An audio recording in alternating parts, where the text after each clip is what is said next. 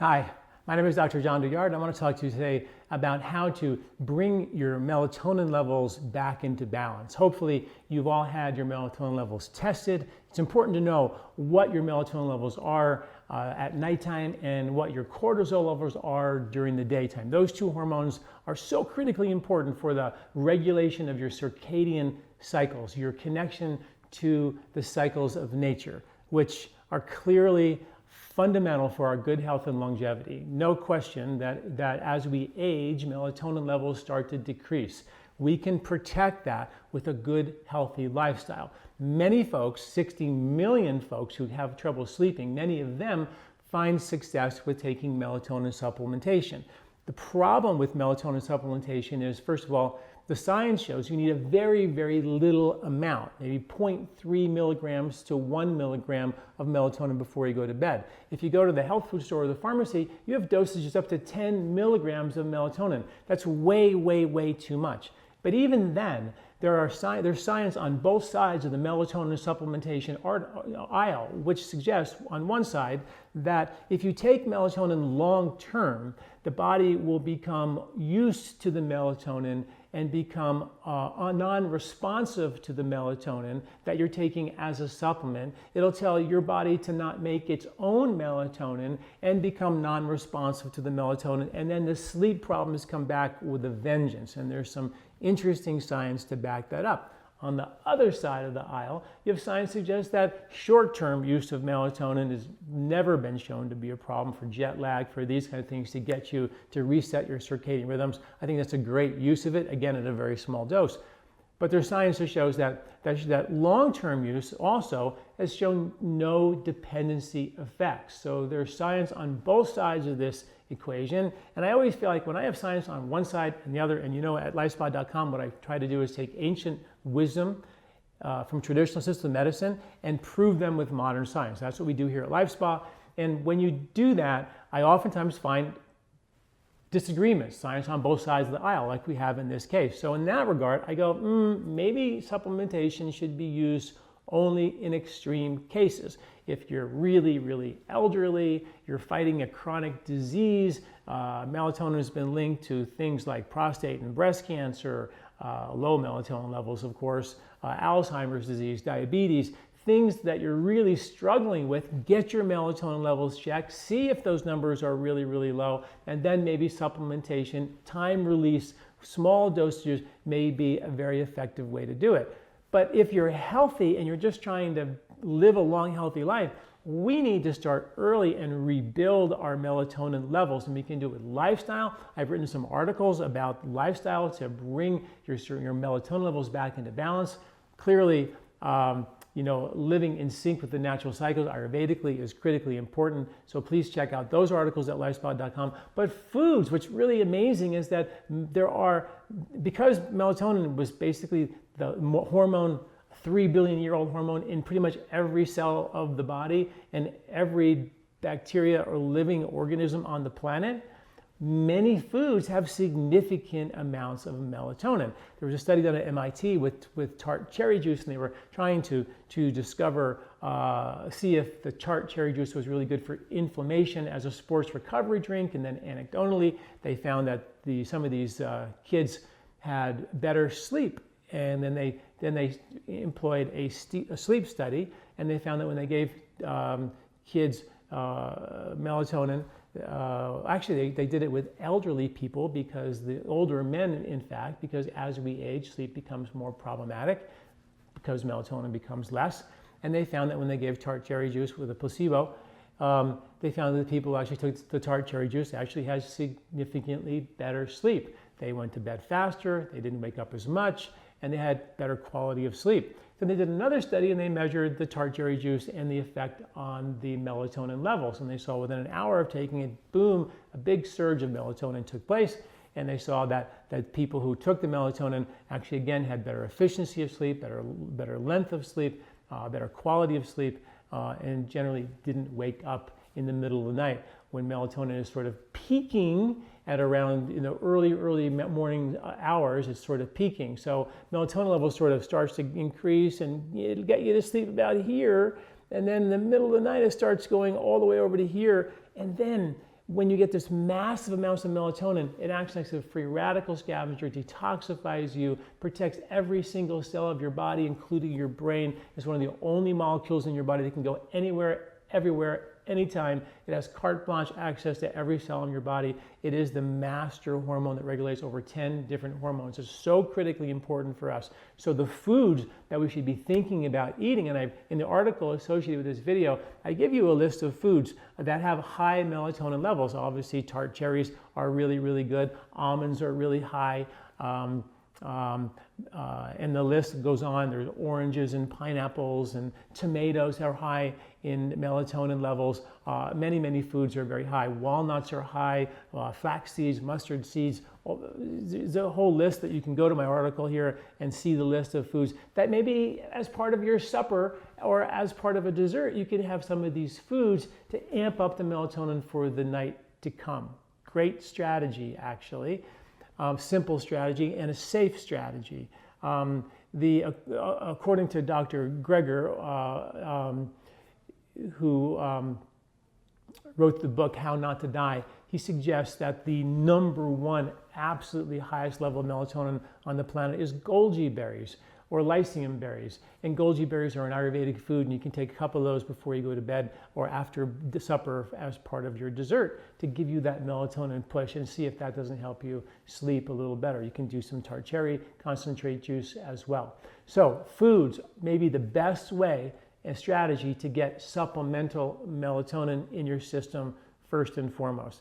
Then, of course, there's things that we have, questions that people ask a lot, and I write about this in the article. How about coffee?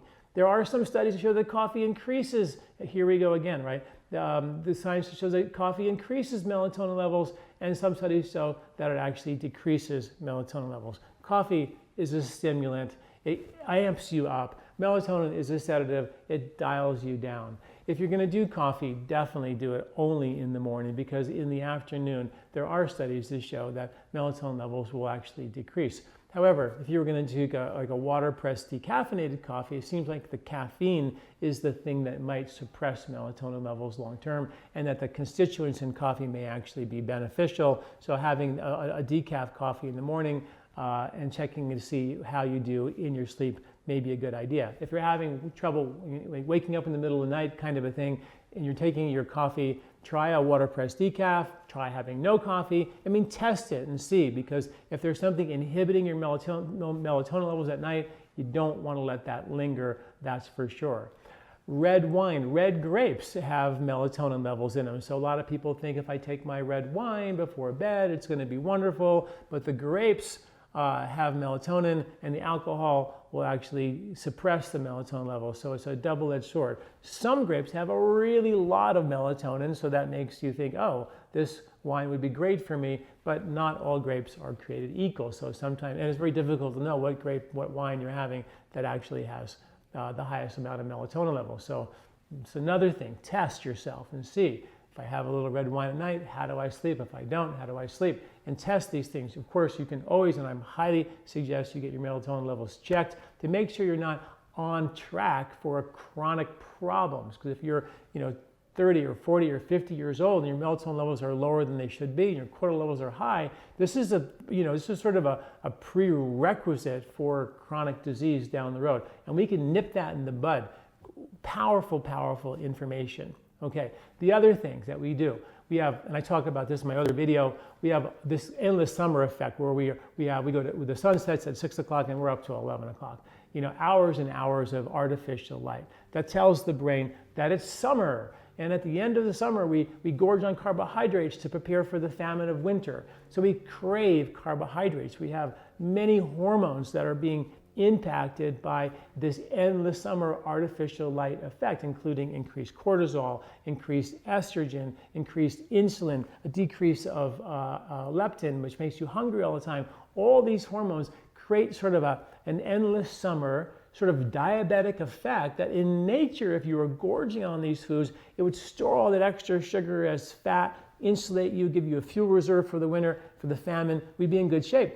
But it would happen once a year in season, not every day of your life. for years and years and years. This is a problem, right? So artificial light becomes an issue. Studies at the University of Colorado did a study where they took people and had them go camping, no lights or no artificial light whatsoever, and their melatonin levels were completely reset. They were having melatonin, people, average regular people, healthy people, melatonin surges in the middle of the day where they're getting tired at 10:30 in the morning. Cortisol levels amping up into the nighttime where they weren't sleeping as well as or deeply as they should, not getting that big dose of melatonin to scrub and detoxify them. Melatonin is the #1 most powerful detoxifier for your body. You have to protect that by respecting the light-dark cycles. So, and they did another study at the University of Colorado here at Boulder, and they had people go on a camping trip for just a weekend, and they saw that there was a 70%, 69% reset of the melatonin cycles. So I always suggest do like an artificial light, no artificial light weekend where you wake up on Saturday morning and don't turn any lights on. Cut the Wi-Fi if you can actually stand it. Even turn your cell phone off. Maybe I'm asking for too much. But for sure at nighttime, don't turn the lights on. Light candles. And read by candlelight, no TV, and have a no artificial light weekend. And it's a great thing to do to help reset your circadian cycles, which is so critically important for our long-term health. Cell phones have blue light, computers have blue light. Any type of screen, LED screen or LED light bulbs, which are big now, have a blue light. Blue light is about 25% of the sun's rays, and 35% of a LED light or a screen is pumping out 35% blue light. That blocks melatonin better than sunlight does.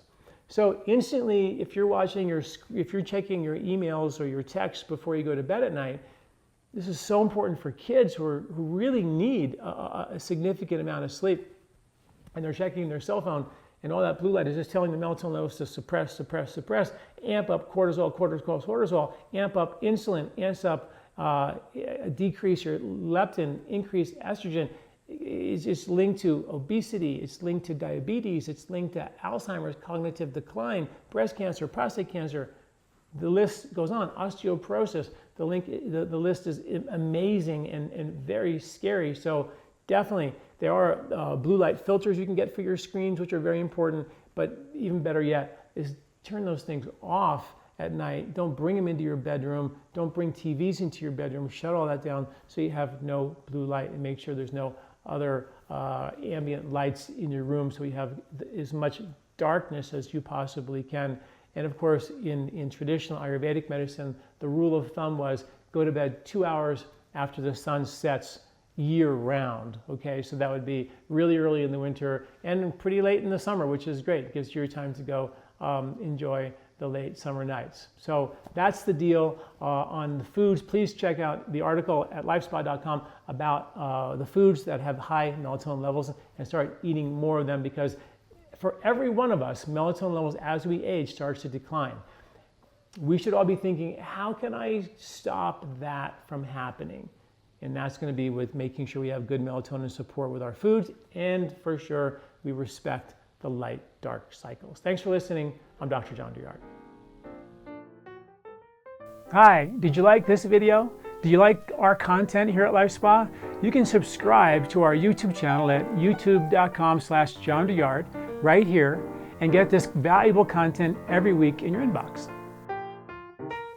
This recording is brought to you by LifeSpa, where ancient Ayurvedic wisdom meets modern science. Get access to free health video newsletters by Dr. John at lifespa.com. These statements have not been evaluated by the FDA. These products are not intended to diagnose, treat, cure, or prevent any disease.